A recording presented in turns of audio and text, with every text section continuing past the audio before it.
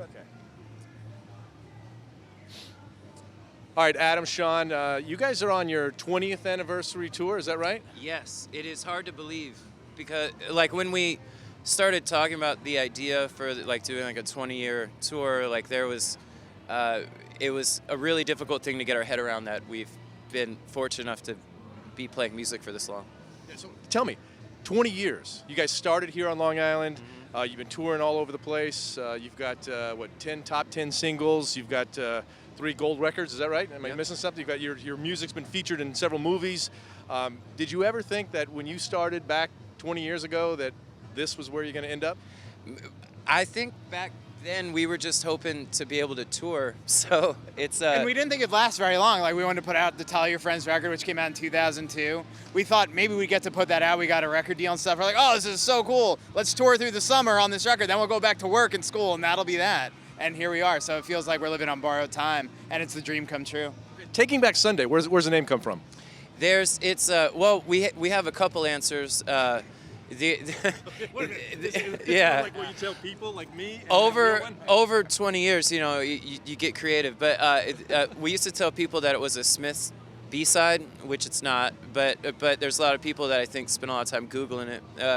But no, there was a member of our band. He would go to these he'd take the train into the city to go to these matinee shows on Sundays at CBGB's, and because they were all ages and during the day. And then as people were getting older, the group would get smaller and smaller, people that would go. So it was just kind of a nod to his friends and to ours, just that they're still right there along with us. It's like a lot of the same reason we have like the Exit 152 on all our records. It's just a nod to the people that helped us get here. Okay. Let me ask you this, because there are a lot of people that are aspiring musicians. You guys have been doing it for 20 years. Like you said, you weren't sure you were going to be doing this for that long. You went out on tour. What is that like? What is the process like of creating art? Like, where does that come from? Do you start with an idea, then you guys all get together as a band and kind of develop it, or does someone come in with a more developed idea?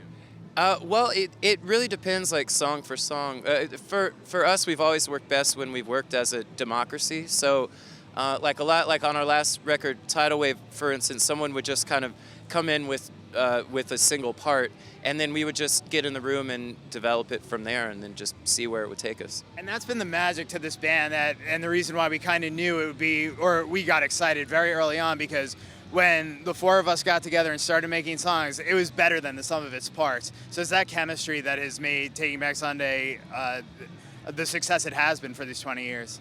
So speaking of chemistry, how do you guys keep it together? I mean, you guys you have to become more like a family, more like a marriage. When Like it goes way beyond just being band members. We're just like brothers at this point, and there have to have been fights along the way. Oh yeah. I left the band for 7 years, wow. so that was pretty significant. But I've been back for like 10 now, so the time flies. Yeah.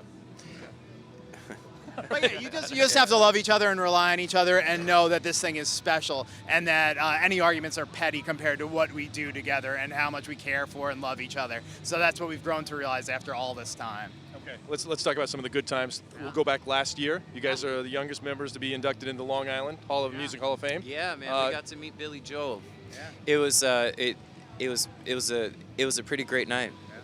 Tell me about the moment when you guys heard about that. I'll let Sean go just because he was. Yeah, well, they had called us and asked us if we'd be available to come to the ceremony. We're like, oh, what's going on? Is it going to be a special night? Well, you're going to be inducted. We're like, what? Like, we're going to be alongside the likes of Joan Jett and Billy Joel and Public Enemy and all these amazing bands, and we got inducted with EPMD, Long Island rap heroes. We're like, that's shocking. And Billy Joel's guitar player got inducted that night. Glenn Campbell, who's the guy that sings the Glenn Campbell song? I'm blowing it. Oh, I don't remember off the top Shoot. of my head. That guy. Yeah. That guy. We know that guy. Wrote it. Yeah, he wrote Glenn Campbell's most popular song, Wichita Lineman. And so we're like, we get to go in, we're like kids. It's like, well, no, we're all almost 40 years old. So we're like, okay, I guess this makes sense. There, You're close enough. But anyway, so it was a really crazy thing. And then when the night came, we all put on our fancy clothes. We got babysitters for the wives and for the wives and the kids so the wives could come out with us. And we just had an amazing time. And we rented a party bus. And we might have drank a little too much on the way there. won't tell anyone. But You it won't was a tell wonderful night. Yeah. Okay, well let's take the next step. You guys, about 8 years, you're eligible for the Rock and Roll Hall of Fame.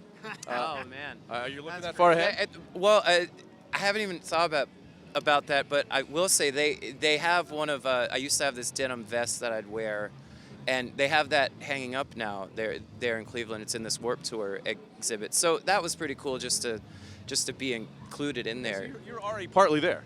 Yeah, I got a piece of clothing there. We like have some like half of our foot in the door. I think So maybe that's why next we're year the there. pants go in, and then a If- shirt. If all goes well. So let's talk about the album 20, Yes. compilation of different songs. How do you guys choose which songs? Well, like I was saying earlier, we do everything very democratically. So basically, our idea was we'll just go on our own and everyone make individual lists, and then we'll come back together and see where it lines up. And surprisingly enough, all our lists were really similar. And so there's like a few songs that we disagreed on here and there, but what we did was we also made a 10-inch and called it Artist Picks, and then like we wrote up this we each wrote up this little thing on why the songs weren't featured on 20 but why we thought they should have been on there. So that's so and putting that out I think helped to avoid bigger arguments. But Yeah, everyone knew they were going to get their turn and have their songs shine, as it were. So yeah. Are there any songs that you wish should have been on there? no, I think we did a really great job, to be honest. Yeah, we covered all the Yeah. bases. And we Yeah. also know what the crowd wants from all these years playing shows too, so we try to include the most popular songs on there. Okay, so I have been reading, trying to figure out and pigeonhole your sound and what it is, and it's hard to actually pigeonhole it, and people have different descriptions for it. In your words, what is your sound? What kind of genre would you put yourself in? American rock and roll. Yeah. Right? Yeah, anytime anybody asks, like, what kind of music does your band play? I just always say loud rock and roll music, because that's, I think, what we set out to do and what we've been lucky enough to continue to do. So, yeah. Okay. Anything that you miss coming back that you want to eat as far as restaurants, food from Long Island that you're happy you're here now? I think Gino's Pizza is on our up there in our top 5. But yeah. I used to deliver food at this deli in Farmingdale called Pete's Deli, and I'd like to go back there just to say hi, see who's still there. But I think mostly we're just happy to be here at the show. So you're now on a worldwide tour, Yes. going through all over the world, different cities. How do you pick the cities? Well, that's our booking agent, Matt Galley. He's been with us since the beginning.